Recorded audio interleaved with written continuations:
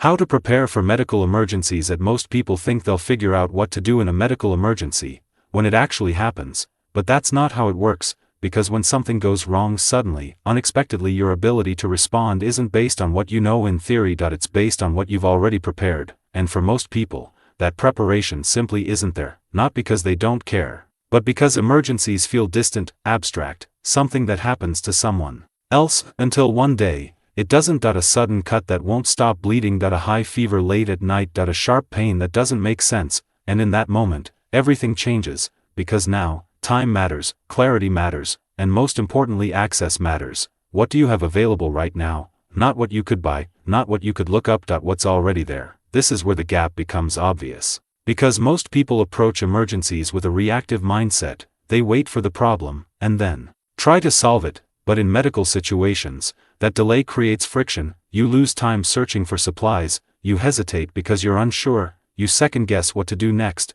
and that hesitation is often what makes things escalate. Now compare that to someone who is prepared. They don't panic first, they act, not because they're experts, but because they've reduced uncertainty ahead of time, and that's the key difference. Preparation isn't about knowing everything. It's about removing as many unknowns as possible before something happens. But here's where most people go wrong. They think preparation means having a big, complex medical kit, dozens of tools, advanced supplies, things they don't even know how to use.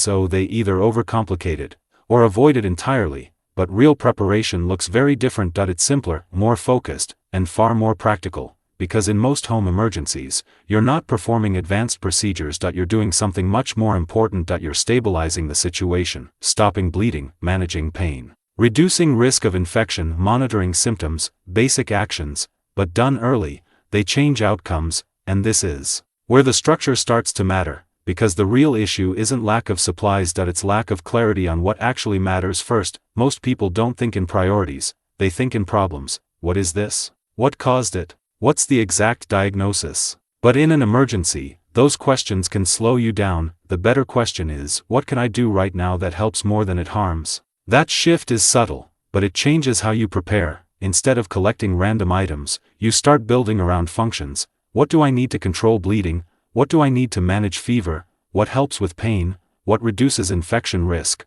Now your preparation becomes intentional, not just accumulation, and that also makes it easier to use, because in stressful moments, complexity works against you. You don't want to think through dozens of options, you want clarity, simple tools, clear actions, familiar steps. This is why people who prepare effectively often rely on fewer items but understand them better. They've already made decisions in advance. So when something happens, they're not starting from zero. They're continuing a plan, and this leads to the turning point. The real issue isn't that people aren't capable of handling basic emergencies. It's that they try to figure everything out in the moment, instead of before. Once you shift that timing, everything becomes easier. You don't eliminate uncertainty, but you reduce it, enough to act, enough to stay calm, enough to avoid making things worse, and that's often what matters most in those first moments. Not perfection, not advanced care, but controlled response. And this is exactly why more people have started looking into practical, at-home medical knowledge, not to replace professionals,